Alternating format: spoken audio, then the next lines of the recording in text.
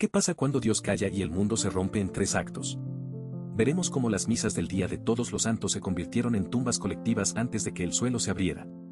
Era el 1 de noviembre de 1755, Día de Todos los Santos.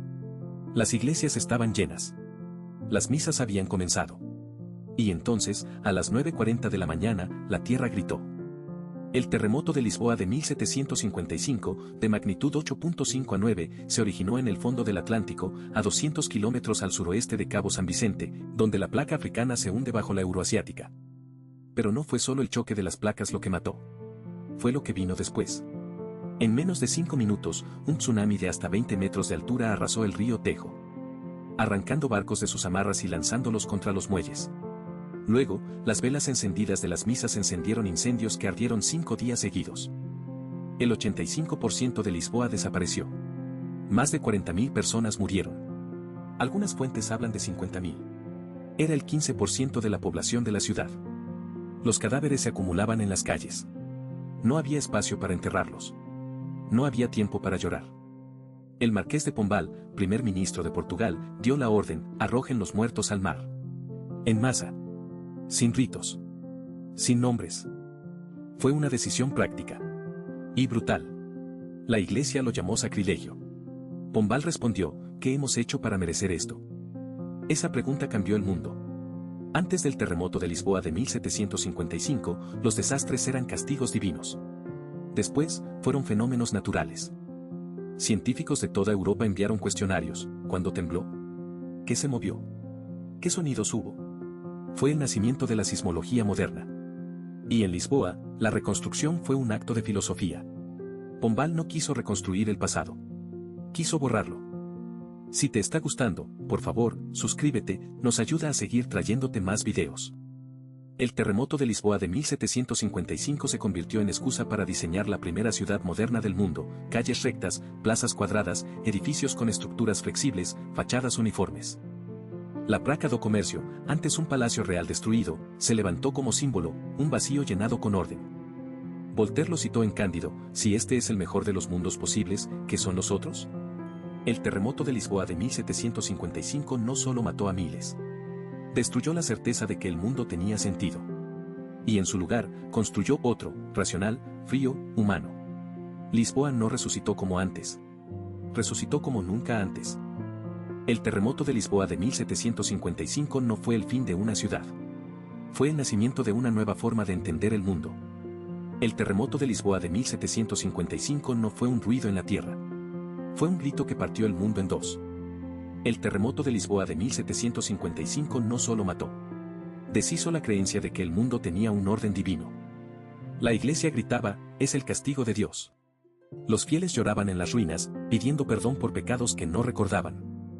Pero el marqués de Pombal, primer ministro de Portugal, caminó entre los cadáveres y ordenó algo inaudito: arrojarlos al mar, en masa, sin ritos, sin ceremonias. No había tiempo para oraciones. Había tiempo para evitar la peste. El terremoto de Lisboa de 1755 había roto las reglas. Y Pombal respondió con otra: la razón.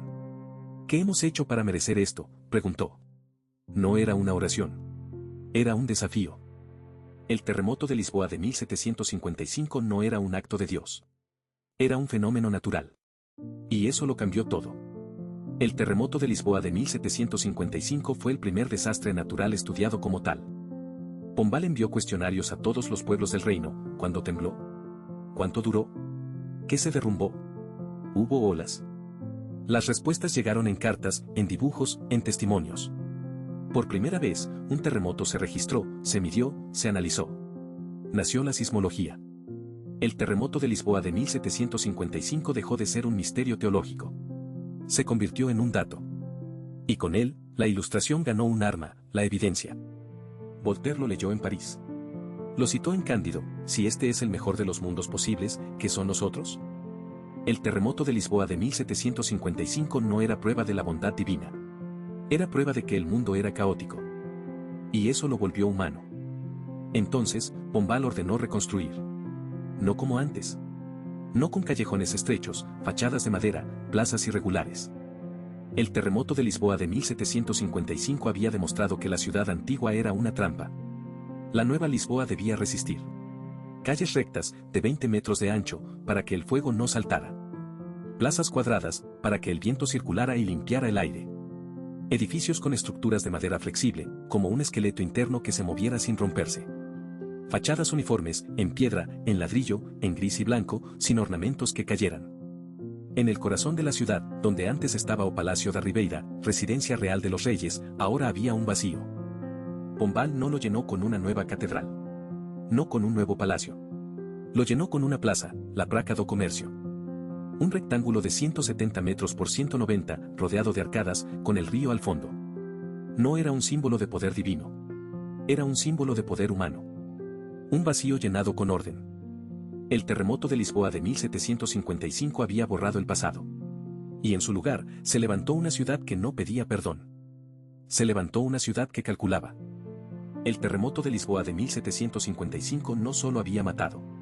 Había enseñado. Y la respuesta fue el primer plano urbano moderno del mundo. Las calles de Baça Pombalina siguen siendo el modelo de las ciudades modernas, eficientes, previsibles, resistentes. El terremoto de Lisboa de 1755 no solo cambió Lisboa. Cambió la forma en que el mundo entero pensó sobre el desastre, el caos, el control. La iglesia gritó que era el castigo de Dios, pero el marqués de Pombal respondió con una frase que cambió la historia: ¿qué hemos hecho para merecer esto? No pidió oraciones. Pidió palas. Ordenó que los cadáveres se arrojaran al mar en masa, una medida brutal pero eficaz. Evitó la peste. Y mientras el humo aún cubría el cielo, ya se trazaban líneas rectas sobre el papel. El terremoto de Lisboa de 1755 fue el primer desastre natural estudiado con mapas, testimonios y mediciones. Nació la sismología. Y con ella, la idea de que el caos no era divino, sino físico. Que se podía prever. Que se podía construir mejor. La nueva Plaza del Comercio no es solo un monumento turístico. Es un manifiesto. Sus fachadas uniformes, sus calles anchas y perpendiculares, sus cimientos reforzados con pombalina, una estructura de madera que permitía moverse sin derrumbarse, fueron la primera ciudad moderna construida con razón, no con fe. El terremoto de Lisboa de 1755 no destruyó Lisboa. La reescribió. Voltaire lo citó en Cándido como prueba de que el optimismo era una mentira. Si todo está bien, ¿por qué este horror?, preguntó. El terremoto de Lisboa de 1755 fue la chispa que encendió la Ilustración. No fue un acto de Dios. Fue un fenómeno natural. Y eso lo cambió todo. Hoy, bajo los pasos de los turistas que sonríen frente al Arco de Triunfo de la Plaza del Comercio, yace la ciudad que murió. Pero también está la que nació, la primera en el mundo en reconstruirse no como un acto de devoción, sino como un ejercicio de ciencia. El terremoto de Lisboa de 1755 no fue el fin de una era. Fue el primer acto de una nueva, donde el hombre dejó de pedirle a Dios explicaciones y empezó a pedirle a la razón soluciones. Y esa es la ciudad que aún camina, firme, sobre sus cimientos. Si te ha gustado, suscríbete para más historias increíbles. Nos ayuda mucho a seguir creciendo.